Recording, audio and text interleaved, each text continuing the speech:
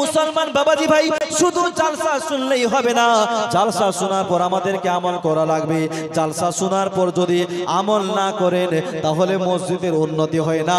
আরে মুসলমান উন্নতি তো বক্তার হয়, উন্নতি প্যান্ডেলওয়ালার হয়, উন্নতি মাইকওয়ালার হয়, হয় কি হয় না? কথা বলে, কথা বলে। কত মিথ্যাবাদ আমরা নাম দিলাম মসজিদের, মসজিদের উন্নতি হলো না। উন্নতি হয়ে গেল বক্তার, উন্নতি হয়ে গেল প্যান্ডেলওয়ালার। প্যান্ডেলওয়ালাকে দিচ্ছেন 40,000, মাইকওয়ালাকে দিচ্ছেন 15,000, বক্তার বিদায় 50,000 আছে না নাই? বলেন, কথা বলেন। কার উন্নতি হলো? মসজিদের কি উন্নতি হলো? আমাদের মসজিদ আগেও ছিল 10 জন মুসল্লি, এখনো 10 জন মুসল্লি। কই মুসলমান? নামাজের সংখ্যা তো বাড়লো না। মুসলমান বাবা আমরা বিভিন্ন হ্যাম্বেলের মধ্যে দেখতে পাই মসজিদের উন্নতি কল্পে জালসা, বিভিন্ন হ্যাম্বেলে দেখতে পাই মাদ্রাসার উন্নতি কল্পে জালসা। ধরে নিন জালসায় 10 লাখ টাকা কালেকশন হলো, মসজিদ দোতলা করে দেওয়া মানে মসজিদের উন্নতি নয়। মসজিদে মার্বেল পাথর বসা মানে মসজিদের উন্নতি নয়। মসজিদটাকে রংচং চড়িয়ে দেওয়া মানে মসজিদের উন্নতি নয়।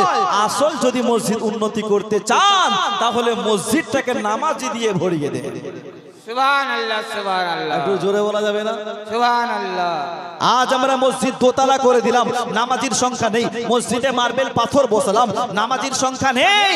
ইমাম সাহেব যখন আজানটা দিয়ে নামাজ চালু করে খুব বেশি মুক্তাদি হলে 5 থেকে 10 জন, 15 জন। কিন্তু সপ্তাহে ইমাম সাহেব 1 দিন অথবা 2 দিনের ছুটি নিয়ে বাড়িতে যায় কি যায় না? যায় কি যায় না? ও মুসলমান বাবাজি ভাই, যখন ইমাম সাহেব ছুটি নিয়ে বাড়িতে চলে যায় ওই সময় নামাজি তো দূরের কথা, অনেক সময় টাইম মোতাবেক মসজিদে আজান দেওয়ার লোক পাওয়া যায় না। সুবহানাল্লাহ। জোহরের সময় চলে যায় মসজিদে আজান হয় না, আসরের সময় চলে যায় মসজিদে আজান হয় না, মাগরিবের সময় চলে যায় মসজিদে আজান হয় না। এই মসজিদ কাল হাসরের ময়দানে আল্লাহর কাছে সাক্ষী দিবে রব্বুল আলামিন, সোনাবাড়ির গ্রামের মানুষ তোমার ঘর নির্মাণ করেছিল কিন্তু তোমার ঘরে নামাজ পড়তে আসে না। মসজিদ আপনার হয়ে সাক্ষী দিবে আল্লাহ, তোমার ঘর তো তৈরি করেছিল কিন্তু তোমার ঘরে নামাজ পড়ে না। তখন আল্লাহর দরবারে কি জবাব দিবেন? এই জন্য মুসলমান বাবাজি ভাই শুধু জালসা শুনলেই হবে না, জালসা শোনার পর আমাদেরকে আমল করা লাগবে। জালসা শোনার পর যদি আমল না করেন তাহলে মসজিদের উন্নতি হয় না। আরে মুসলমান উন্নতি তো বক্তার হয়, উন্নতি প্যান্ডেলওয়ালার হয়, উন্নতি মাইকওয়ালার হয়, হয় কি হয় না? কথা বলে, কথা বলে। কত মিথ্যাবাদ আমরা নাম দিলাম মসজিদের, মসজিদের উন্নতি হলো না। উন্নতি হয়ে গেল বক্তার, উন্নতি হয়ে গেল প্যান্ডেলওয়ালার। প্যান্ডেলওয়ালাকে দিচ্ছেন 40,000, মাইকওয়ালাকে দিচ্ছেন 15,000, বক্তার বিদায় 50,000 আছে না নাই? বলেন, কথা বলেন। কার উন্নতি হলো? মসজিদের কি উন্নতি হলো? আমাদের মসজিদ আগেও ছিল 10 জন মুসল্লি, এখনো 10 জন মুসল্লি। কই মুসলমান? নামাজের সংখ্যা তো বাড়লো না। মুসলমান বাবাজি ভাই রব্বুল আলামিন বললেন আকিমুস সালাহ, হে আমার বান্দারা তোমরা নামাজ কায়েম করো। বিশ্বনবী দো জাহানের বাদশা বললেন as-সালাতু মিফতাহুল জান্নাহ, নামাজ হচ্ছে জান্নাতের চাবি। রব্বুল আলামিন বললেন আকিমুস সালাহ, হে আমার বান্দারা তোমরা নামাজ কায়েম করো। বিশ্বনবী দো জাহানের বাদশা নবী মুহাম্মদুর রাসূলুল্লাহ বললেন as-সালাতু মিরাজুল মুমিনিন, নামাজ হচ্ছে মুমিনদের জন্য মিরাজ। সুবহানাল্লাহ। নামাজ মুমিনের মিরাজ। আজ আমরা নামাজ পড়লাম না, নামাজের সময় লোক পাওয়া যায় না। যদি জোহরের সময় 5টা লোক হয় দেখা যায় ফজরের সময় মৌলভী সাহেব আর মুয়াজ্জিন সাহেব, এই শীতের সময় তারা কেউ আসে না। বাবাজি ভাই একবার ভেবেছেন মসজিদের উন্নতি না করে আপনি কি কিসের উন্নতি করলেন? কাল হাসরের ময়দানে আমার আল্লাহর কাছে জবাব দিতে হবে। বিশ্বনবী দো জাহানের বাদশা হাদিসের মধ্যে বলেছেন একটা লোক সুন্দরভাবে উজু করে জামাত ধরার জন্য যদি মসজিদ গমন করে আর সেইখানে গিয়ে যদি জামাত না পায়, রব্বুল আলামিন তার নিয়তের জন্য জামাতের সওয়াব দিয়ে দেয়। সুবহানাল্লাহ। জোরে বলুন সুবহানাল্লাহ। নিয়তের জন্য আমার আল্লাহ জামাতের সওয়াব দিয়ে দেয়। বিশ্বনবী এক হাদিসের মধ্যে বলেছেন, যেই লোকটা 40 দিন ধরে 5 ওয়াক্তের নামাজ জামাতে তাকবীরে তাহরিমার সহিত আদা করবে, রব্বুল আলামিন ওর জন্য দুটি পদ পরিষ্কার করে দেয়। এক হচ্ছে জাহান্নাম থেকে পরিত্রাণ, আর দ্বিতীয় হচ্ছে মুনাফিকের কষ্ট থেকে পরিত্রাণ। ওই লোকটার মৃত্যুর সময় একটু কষ্ট পাবে না। মুসলমান এই জন্য দুনিয়ায় থাকাকালীন জীবনে তো অনেক গুনাহ করেছেন, এখনো সময় পালায় নাই। মুসলমান আল্লাহর দরবারে তওবা করুন। বান্দার গুনাহ যদি পাহাড়ের সমতুল্য হয়, আমার আল্লাহর দয়া আকাশমান আসমানের সমতুল্য। সুবহানাল্লাহ, জোরে বলুন সুবহানাল্লাহ। আসমানের সমতুল্য। আমার আল্লাহর দরবারে তওবা করলে আমার আল্লাহ মাফ করে দিবে। জোরে বলুন না সুবহানাল্লাহ। সুবহানাল্লাহ। আল্লাহ আমাদেরকে কেন বানালে? রব্বুল আলামিন শুধু আমাদেরকে বিয়ে করার জন্য পাঠায় নাই, সংসার করার জন্য পাঠায় নাই, খেতিবাড়ি করার জন্য পাঠায় নাই। রব্বুল আলামিনের তো একটা উদ্দেশ্য আছে। রব্বুল আলামিন বললেন, বান্দা তোমার জন্য জমিন বিছালাম, আসমান বানালাম, সূর্য বানালাম, চাঁদ বানালাম, যাহা কিছু দেখছো তোমার সুখের জন্যই বানিয়েছি। কিন্তু বান্দা তুমি জানো আমি আল্লাহ তোমাকে কেন সৃষ্টি করলাম? রব্বুল আলামিন বললেন, ওয়া মা খালাকুল জিন্না ওয়াল ইনসা ইল্লা লিয়াবুদুন। হে আমার বান্দারা, আমি মানুষ বানাই নাই, আমি জিন এবং মানুষকে সৃষ্টি করি নাই, করেছি তো আমি আমার ইবাদতের জন্য। এই জন্য আল্লাহর ইবাদত করা লাগবে, নামাজ পড়তে হবে, রোজা রাখতে হবে, হজ করতে হবে, যাকাত দিতে হবে, শরীয়ত মোতাবেক আমাদেরকে চলতে হবে, না হলে কাল হাসরের ময়দানে আল্লাহর কাছে আপনাকে জবাব দিতে হবে। সুবহানাল্লাহ। আল্লাহর কাছে জবাব দিতে হবে। আজ আমরা সব করলাম। আর একটা জিনিস আপনাদের মাঝে বলে যায়, না বলে থাকতে পারলাম না। আমাদের এই এলাকায়, হেমতাবাদ এলাকায় একটা জিনিস দেখা যায়, ছেলে তো বিয়ে করতে যাবে, বিয়ের দিন আমাদের এলাকায় 2 রাকাত নফল নামাজ পড়ে কি পড়ে? দুলহা নামাজ পড়ে কি পড়ে না? তো আমাদের এলাকায় কি বলে জানেন? মৌলভী সাহেব একটু নামাজটা পড়িয়ে দেন, বলে কি বলে না? রশিদা খাতুন 200 দিয়েছে, নারে তাকবীর, আল্লাহ তুমি কবুল করে নাও। আমাদের এলাকায় কি বলে? মৌলভী সাহেব একটু নামাজটা পড়িয়ে দেন। আচ্ছা বলেন তো বাপ, নফল নামাজ কি ইমামের পেছনে হয়? এই কথা বলে, নফল নামাজ হবে ইমামের পেছনে? মৌলভী বলছে আল্লাহু আকবার, আর ও দুলহা বেটা বলছে ও আল্লাহু আকবার। ও শুধু ঢিং ঢাং করে কি করে না? ও তো সূরা ফাতিহাও জানে না, ও শুধু ইমাম সাহেবের পেছনে উঠা বসা করে। আচ্ছা এই রকম নামাজ পড়ে কি কোনো লাভ হবে? লাভ হবে? ফরজ নাই, ওয়াজিব নাই, কিছুই নাই, আর বিয়ের দিন তুমি নামাজ নিয়ে টানাটানি। আরে যুবক, বিয়ের দিন যদি নফল নামাজ পড়তে না পারো, তোমার মতন ছেলেকে বিয়ে করতে হবে। আগে নামাজ পড়তে শেখো, তারপর বিয়ে করো। বিয়ে করবা তুমি, বউ পাবে তুমি। এই মৌলভী কেন পড়াবে? মাওলানা কেন পড়াবে? বিয়ের দিন 2 রাকাত নফল নামাজ তোমাকেই পড়তে হবে। মাওলানা কেন পড়াবে? নামাজ নিয়ে খেলা মিয়া, এখন বুঝবা না, আগে মরো, মরলেই মানুষ সোজা হবে, তার আগে হবে না। এই জন্য বাবাজি ভাই, ওয়াদা করুন যে আজ থেকে আমি 5 ওয়াক্ত নামাজ পড়বো। কাজা হতেই পারে, কাজা হতে পারে, কাজ বিশেষে, তবে ইচ্ছা করে আপনি নামাজ ছাড়বেন না। 1 ওয়াক্তের নামাজ ছেড়ে দিলে 70 হুকবা, আপনাকে জাহান্নামের আগুনে জ্বলতে হবে।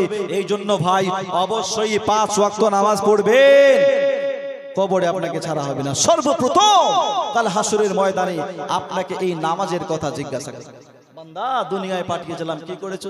শুধু খেতে বাড়ি, বউ পিটানি করেছো। বউ পিটায় না, আমাদের কিছু পাগলা ভাতার আছে না, পাগলা স্বামী আছে না ভাই? আমাদের কথায় ভাতারও বলে, পাগলা ভাতা। দেখবেন কথায় কথায় খালি বউকে মারে, ওর শুধু কাজই নাই, কথায় কথায় স্ত্রী ভুল ধরে, এটা ভুল, ওটা ভুল, ওটা ভুল। এদেরও হবে। স্ত্রীকে ভালোবাসুন, আমার নবীর ঘোড়ে স্বামী স্ত্রীর মধ্যে কত মহাব্বত ছিল, কত ভালোবাসা ছিল, আরও সবসময় স্ত্রীকে মারে। একটু মহাব্বতে বলুন তো সুবহানাল্লাহ। নামাজ পড়তে হবে কাল হাসরের ময়দানে। সর্বপ্রথম আপনাকে নামাজের কথা জিজ্ঞাসা করবে। কে নামাজ পড়ো রোজা রাখো, নামাজ পড়ো রোজা রাখো, তাজা রাখো ঈমান, মোরা সুন্নি মুসলমান, আমরা সুন্নি মুসলমান, মোরা সুন্নি মুসলমান। একটু আমার সাথে আপনারা বলুন, বলতে পারবেন? বলতে পারবেন ভাই? কষ্ট যদি না হয় তাহলে একটু বলুন, বললে গুনাহ হবে না, বরং নামায় আমালে নেকি লেখা হবে। সবাই বলবে, বলো সুন্নি মুসলমান, আমরা সুন্নি মুসলমান, আমরা সুন্নি, আমরা সুন্নি মুসলমান। নামাজ পড়ো রোজা রাখো, নামাজ পড়ো রোজা রাখো, তাজা রাখো ঈমান, মোরা সুন্নি মুসলমান, আমরা সুন্নি মুসলমান, মোরা সুন্নি মুসলমান, আমরা মুসলমান। ওগো রোজা হাসরে আল্লাহ যখন বিচার করিবে, সর্বপ্রথম নামাজের হিসাব নিবে, মুমিন হিসাব নিবে। হুশিয়ার সবদার নামাজ দারার, হুশিয়ার সবদার নামাজ দারার, দূর করো শয়তান। ওগো সুন্নি মুসলমান, মোরা সুন্নি মুসলমান, সুন্নি মুসলমান মোরা, মুসলমান। আরো জোরে সুন্নি মুসলমান, মোরা সুন্নি মুসলমান। আরে যখন হাইয়া লাসসালা বলে আজান পুকারে, মসজিদ পানে দৌড়াও ভাই, থেকো না ঘরে, মুমিন থেকো না ঘরে, পড়ে ইস্তেগফার দরুদ বারে বার, পড়ে ইস্তেগফার দরুদ বারে বার, তাজা রাখো ঈমান। আরে সুন্নি মুসলমান, মোরা সুন্নি মুসলমান, সুন্নি মুসলমান, সুন্নি মুসলমান। আরো জোরে সুন্নি মুসলমান, মোরা সুন্নি মুসলমান, সুন্নি মুসলমান মোরা মুসলমান। আর একটা কথা বলে যাই, আমাদের সুন্নিদের মধ্যে নামাজি কম, ওয়াহাবি দেওবন্দীদের মসজিদে নামাজি অনেক। কথা বলেন, মিথ্যা বললাম ভাই? হ্যাঁ, আমাদের মধ্যে নামাজি কম, ওদের মধ্যে নামাজি বেশি, কিন্তু ঈমান নাই। ঈমান যদি না থাকে নামাজ পড়ে লাভ আছে? লাভ আছে ভাই? আগে ঈমানটাকে মজবুত করতে হবে, তারপরে নামাজ, রোজা, হজ, যাকাত। ঈমানই যদি না থাকে নামাজ পড়ে কি লাভ? কবি ছন্দের মাধ্যমে বলছেন, মুহাব্বতে বলুন সুবহানাল্লাহ। সুবহানাল্লাহ। ওগো ঈমানে যদি ঠিক না থাকে, শুনো মুমিন ভাই, নামাজ, রোজা, হজ, যাকাত কোনো মূল্য নাই। ওগো নবী জানের জান, কোরআনে বয়ান, নবী জানের জান, কোরআনে বয়ান, আইয়ু বলে জান। ওগো সুন্নি মুসলমান, মোরা সুন্নি মুসলমান, সুন্নি মুসলমান মোরা। সুন্নি মুসলমান। মুসলমান বাবাজি ভাই, নামাজ পড়লে বাড়ির বালা মুসিবত দূর হয়। বিশ্বনবী দো জাহানের বাদশার একজন প্যারা সাহাবী হযরত যায়েদ বিন হারিসা, কি নাম বললাম? যায়েদ বিন হারিসা কোনদিন নামাজ ছাড়ে না, কোনদিন কাজা করে না। ও মুসলমান বাবাজি, হযরত যায়েদ বিন হারিসা একদিন ব্যবসা বাণিজ্য করার জন্য মুলকে শাম গেলেন। মুলকে শাম ব্যবসা বাণিজ্য করার পর বাড়িতে ফিরবেন বাবা, রাস্তায় একটা লোকের কাছ থেকে একটা গাধা কিনে নিল। গাধা, ঘোড়া কিনলেন, ঘোড়া, ঘোড়া, ঘোড়া কিনে নিলেন। ঘোড়াওয়ালা কিন্তু ভালো মানুষ ছিলেন না, ঘোড়াওয়ালা ছিল একজন ডাকু। ওই ডাকুর কাছ থেকে ঘোড়া কিনে নিলেন। হযরত যায়েদ বিন হারিসা বলছেন, ভাই আমি তো আমার ঘোড়া বিক্রি করে দিলাম তোমার কাছে, তবে তুমি যেই রাস্তা ধরে বাড়ি যাবা ওই রাস্তায় আমারও বাড়ি, আমাকে একটু নিয়ে চলো, ভালো হয়, দুজনেই যাব। হযরত যায়েদ বিন হারিসা বললেন, ঠিক আছে, আমার পেছনে বসো। ডাকু লোকটা পেছনে বসলো, দুজনেই রাস্তা চলছে, পথ চলছে। বেশ কিছু দূর যাবার পর ডাকু লোকটা পেছন দিক থেকে বললেন, ভাই আমার একটা শর্টকাট রাস্তা জানা আছে, যদি ওই রাস্তা ধরে যাই তাহলে তাড়াতাড়ি বাড়ি পৌঁছে যাবো। তাই বলে, হ্যাঁ চলো। ওই রাস্তা ধরলেন। ডাকু যে রাস্তা বলেন, এই রাস্তা ধরে চলো। ওই রাস্তা ধরে যেতে যেতে বিশাল এক জঙ্গল এলাকা তাদের সন্ধ্যা হয়ে গেল। ওই জঙ্গলের মিডিলে যাওয়ার পর ডাকু লোকটা পেছন দিক থেকে নেমে একখানা বিশাল বড় তলোয়ার বের করে নিয়েছে আর বলছেন ভাই শোনো আমি সাধারণত মানুষ নয় আমি হলাম একজন ডাকু তোমার কাছে যত টাকা পয়সা আছে সমস্ত টাকা পয়সা আমি লুট করব এবং আমি আমার ঘোড়াটাকেও লুট করে নিয়ে নেব তোমাকে প্রাণে মেরে ফেলবো হযরতে যায়েদ বিন হারেসা বলতে লাগলেন ভাই আমি তোমার মাদদ করলাম উল্টা আমাকে মারতে যাও হযরতে যায়েদ বিন হারেসা বললেন ঠিক আছে তুমি আমাকে কতল করবে তবে মরার আগে আমার একটা খোয়াহিশ একটা আরজু আছে আমি 2 রাকাত শুকরিয়ানা নামাজ আদা করব সুবহানাল্লাহ আমি 2 রাকাত নামাজ পড়বো তুমি আমাকে কতল করে দিবা একটু সময় দাও আমাকে ডাকু লোকটা বলছেন তোমার আগে এখানে অনেক মানুষকে কতল করেছি তারাও নামাজের বাহানা দিয়েছিল কিন্তু নামাজ বাঁচাতে পারে নাই তুমিও নামাজ পড়তে যাও ঠিক আছে সময় দিয়ে দিলাম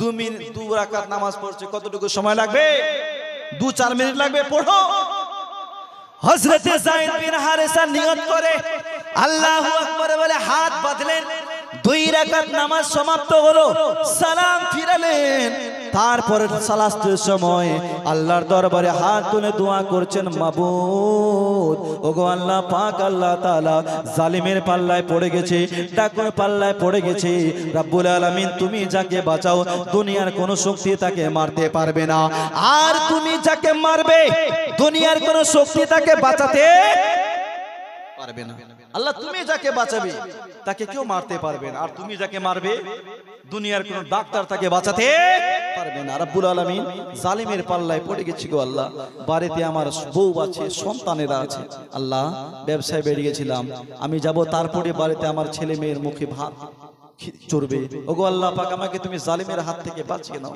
এইখানে তুমি ছাড়া বাঁচার মতন আর কাউকে দেখছি না লোকটা 2 চোখের পানি ছেড়ে কান্দে আর আল্লাহর কাছে দোয়া করলেন মাবুদ এই জালিমের হাত থেকে আমাকে বাঁচিয়ে নাও ডাকু লোকটা দেখছেন অনেকক্ষণ ধরে দোয়া করছে আর সহ্য করতে পারলো না পেছন দিক থেকে গর্দনে তলোয়ার চালাতে যাবেন বাবা হঠাৎ একটা আওয়াজ আসে এ আমার বান্দা তুমি আমার নামাজি বান্দারে কতল করিও না সুবহানাল্লাহ জোরে বলো সুবহানাল্লাহ সুবহানাল্লাহ এ বান্দা আমার নামাজি বান্দাকে তুমি কতল করিও না ডাকু লোকটা চতুর্দিকে দেখে কোনোই লোক না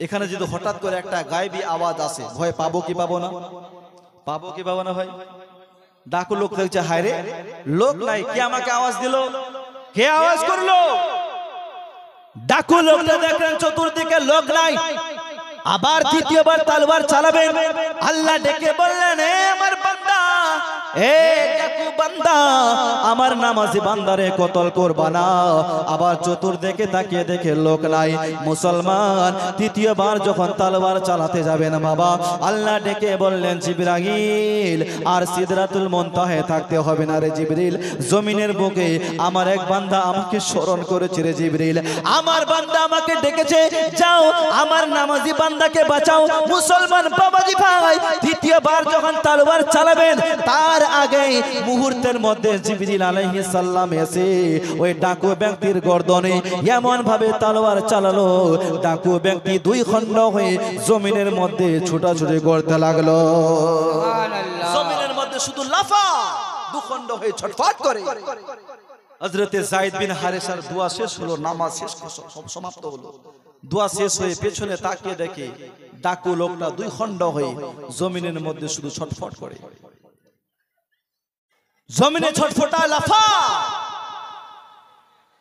আর একটা লোক ঘোড়ার উপরে চেপে হাতে তলোয়ার নিয়ে চলে যাচ্ছেন হযরতে যায়েদ বিন হারেসা বললেন ভাই একটুখানি দাঁড়ান কে গো তোমাকে তো চিনতে পারলাম না কেন আমাকে এই ডাকুর হাত থেকে বাঁচালে তখন ওই লোকটা বললেন এই যায়েদ বিন হারেসা আমি দুনিয়ার কোনো মানুষ নয় দুনিয়ার কোনো জিন নয় আমি হলাম আল্লাহর ফেরেশতা জিবরিল আলাইহিস সালাম সুবহানাল্লাহ কেন বাঁচালে আমাকে তো হচ্ছে নামাজের পরে আল্লাহর কাছে কেঁদে কেঁদে দোয়া করেছিলে আল্লাহ তুমি আমাকে বাঁচাও এই জন্য রব্বুল আলামিন তোমার জান বাঁচার জন্য আমাকে সিদরাতুল মুনতাহা থেকে পাঠিয়েছে জোরে বলুন সুবহানাল্লাহ এই জন্য আমাদের নামাজ পড়া লাগবে আমাদেরকে নামাজ পড়তে হবে। মুসলমান বিশ্বনবী তো জাহানের বাদশা বললেন তোমরা নিজের ঘরখানাকে কবরস্থান বানাইও না।